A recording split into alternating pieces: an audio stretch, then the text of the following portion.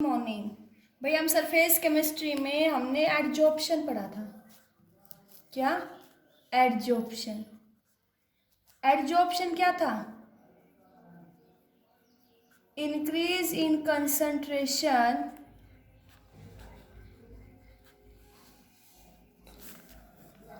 On the surface of solid, तो उसको हमने क्या बोला था? एडजॉर्प्शन। देखो हमारे पास एक एडजॉर्बेंट था। क्या था? एडजॉर्बेंट। इस एडजॉर्बेंट के सरफेस पे आके डिपोजिशन होगा, तो ये हमारा क्या कहलाएगा? एडजॉर्बेट। क्या कहलाएगा? एडजॉर्बेट। और ये फिनोमिना हमारा क्या है? एडजॉर्प्शन। तो एडजॉर्प्शन कैसा फिनोमिना है? It is a surface phenomena. Adsorption is a surface phenomena. ठीक है, अब हम पढ़ेंगे बेटा इम्पोर्टेंस ऑफ एडजॉर्प्शन, कि एडजॉर्प्शन की इम्पोर्टेंस क्या है। Importance of adsorption. ठीक है, देखो बेटा हमने एक क्लोज्ड कंटेनर लिया। क्या लिया? Closed container. और इस क्लोज कंटेनर में हमने कोई गैस डाली। बेटा कोई भी गैस हो सकती है, चाहे CO2, NH3, ammonia, hydrogen, water, carbon monoxide etcetera. कोई भी गैस डाली, ठीक है। और अब इसके अंदर हमने इसके सरफेस को बॉटम पे हमने क्या डाल दिया? Animal charcoal. क्या डाल दिया बेटा? Animal charcoal. ठीक है, अब एनिमल चारकोल क्या है बेटा? Good adsorbent.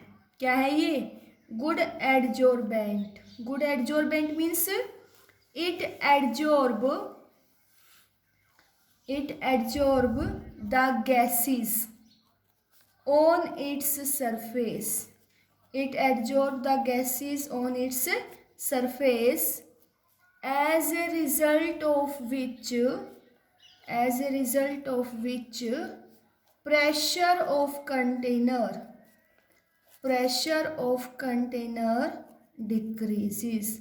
जो प्रेशर होगा कंटेनर का वो क्या हो जाएगा? डिक्रीज हो जाएगा। ओके, दूसरा देखो बेटा, अगर मैं ये कहूँ कि वैक्यूम क्रिएट करना है, तो वैक्यूम क्रिएट करने के लिए animal charcoal is applied on the wall of container. क्या कहेंगे?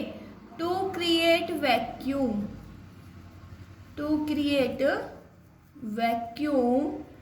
Animal charcoal. ये क्या है बेटा? Importance of adsorption. To create vacuum animal charcoal is applied on the wall of container. Animal charcoal is applied on the wall of container.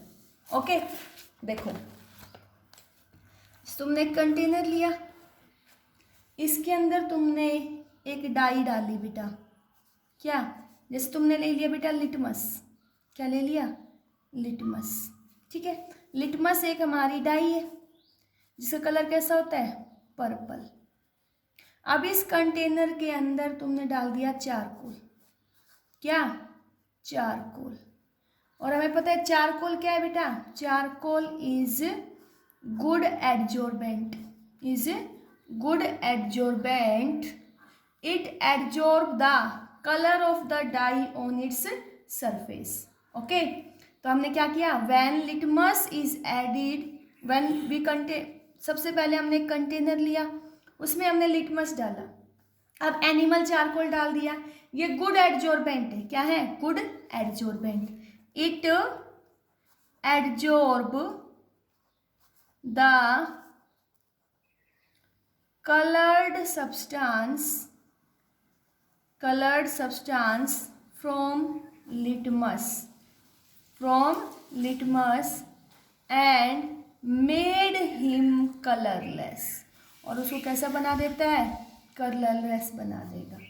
ठीक है, अब बेटा देखो जो रॉ शुगर होती है वो हमारी वाइट कलर की नहीं होती, मीन्स कलरलेस नहीं होती। तो इस रॉ शुगर को हम क्या करते हैं, इस रॉ शुगर को हम पास करेंगे एनिमल चारकोल में। किसमें? एनिमल चारकोल में। तब एनिमल चारकोल में पास करेंगे, then it becomes colourless. Okay बेटा देखो, जो हमारे घर में हम एक वो लगाते हैं, आरओ सिस्टम लगाते हैं, वाटर प्यूरिफायर, तो उसके अंदर चारकोल रोड यूज की जाती है। क्यों? Charcoal road is used in water purifier which adsorb, वो क्या करती हैं, एडजॉर्ब कर लेती हैं इम्प्योरिटी को सरफेस पे, जिसकी वजह से वाटर क्या हो जाएगा बेटा, it becomes safe for drinking. Okay ये क्लियर हुआ। अब हम पढ़ेंगे मैकेनिज्म ऑफ एडजॉर्प्शन, कि एडजॉर्प्शन की मैकेनिज्म कैसे हुई, मैकेनिज्म ऑफ एडजॉर्प्शन। ठीक है बेटा, तो देखो कंटेनर लो, कंटेनर में यहाँ तक लिक्विड है हमारे पास, तो ये मानो एक मॉलिक्यूल तो सरफेस पे प्रेजेंट है, एक बल्क में प्रेजेंट है। तो जो मॉलिक्यूल बल्क में, उस पर जितना प्रेशर इस डायरेक्शन लगेगा उतना इसमें लगेगा, जितना प्रेशर अपवर्ड में लगेगा उतना ही डाउनवर्ड में, जितना प्रेशर इस डायरेक्शन में उतना ही प्रेशर इस डायरेक्शन, जितना प्रेशर इस डायरेक्शन उतना ही प्रेशर इस डायरेक्शन में। मीन्स जो मॉलिक्यूल हमारे पास बल्क में है, उस मॉलिक्यूल के ऊपर देखो बेटा, जो मॉलिक्यूल हमारे पास बल्क में है उसके ऊपर overall force of attraction, overall force of attraction on the molecule, overall force of attraction on the molecule which is in bulk, which is in bulk is 0। इसके ऊपर ओवरऑल फोर्स ऑफ अट्रैक्शन क्या है, 0 है।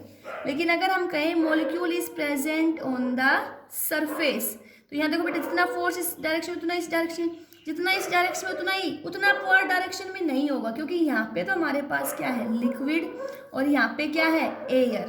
तो ये दोनों force हमारे equal नहीं होंगे। तो हम क्या कहेंगे, molecule, molecule which is present at surface, molecule is which is present at surface, here force of attraction, here force of attraction is more in downward direction, is more in downward direction as compared to upward, as compared to upward।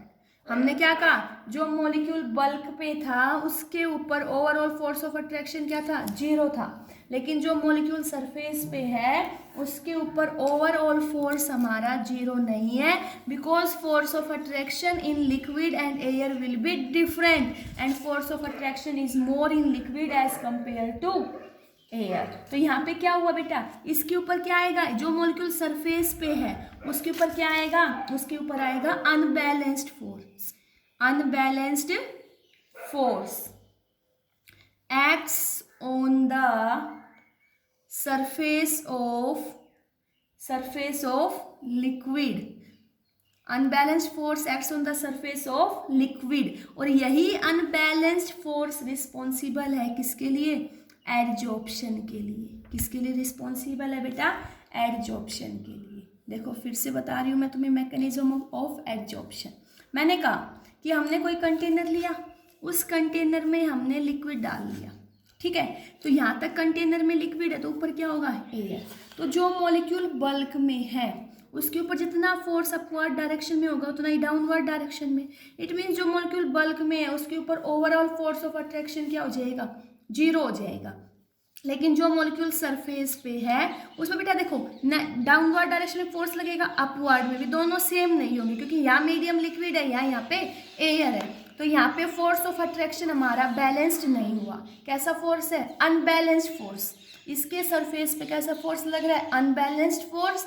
और इस जो हमारा unbalanced force है, it acts on the surface of liquid which is responsible for the adsorption, जो किसके लिए responsible है, adsorption के लिए। ओके क्लियर हुआ। आगे देखो, अगर हम ये कहें कि सरफेस एरिया इंक्रीज होगा तो एक्सटेंट ऑफ एडजॉर्प्शन पे क्या इफेक्ट पड़ेगा। मैंने क्या कहा, when surface area increase, when surface area increase, then what will be effect on adsorption, कि सरफेस एरिया इंक्रीज हो जाएगा तो एडजॉर्प्शन पे क्या इफेक्ट पड़ेगा। देखो बेटा, जैसे मैंने तुम्हें ये कोई सरफेस दिया तो यहाँ पे क्या हो रहा है, एडजॉर्प्शन, ठीक है। अगर मैं इसको तोड़ दूँ बीच में से तो हमारे पास ये दो फ्रेगमेंट्स मिलेंगे, यहाँ एडजॉर्प्शन हो रहा था तो अब इसको ब्रेक डाउन कर दिया, यस और नो, तो यहाँ पे क्या हो गया, इसका सरफेस एरिया बढ़ गया, सरफेस एरिया बढ़ गया तो इसका एक्सपोज्ड एरिया भी क्या हो गया, इंक्रीज हो गया। Exposed area increase means unbalanced force is more, इसके ऊपर अनबैलेंस्ड फोर्स ज्यादा है, then extent of adsorption is high. हम कहेंगे when surface area increase then extent of adsorption increase, extent of adsorption increase because exposed area will increase, exposed area will increase, as a result of which unbalanced force will increase. That's why powdered foam is easily adsorbed as compared to crystalline foam. ठीक है बेटा, next हम पढ़ेंगे बेटा adsorption is exothermic, adsorption is exothermic process. Adsorption क्या है, exothermic process है। Exothermic process means बेटा heat energy is released, heat energy is released. देखो बेटा, ये हमारे पास कोई सरफेस है और ये हमारे पास एडजॉर्बेट मॉलिक्यूल है। क्या है, एडजॉर्बेट मॉलिक्यूल। अब ये एडजॉर्बेट मॉलिक्यूल आके सरफेस पे जुड़ेगा, इट मीन्स बेटा इस एडजॉर्बेट और सरफेस के बीच में कुछ ना कुछ बॉन्ड फॉर्मेशन होगी। बॉन्ड फॉर्मेशन होगा तो यहाँ क्या होगा बेटा, एनर्जी क्या होगी, रिलीज। क्या कहा मैंने, when this adsorbate comes to the surface then a bond is form, and bond is formed means force of attraction will occur between the adsorbate and the surface, it means energy is released, energy released it means process will be exothermic। तो जो हमारा adsorption होता है वो क्या होता है, exothermic, because adsorption involves the process of attraction between adsorbate and surface, as a result of which energy is released. That's why adsorption is exothermic in nature. Okay, thank you.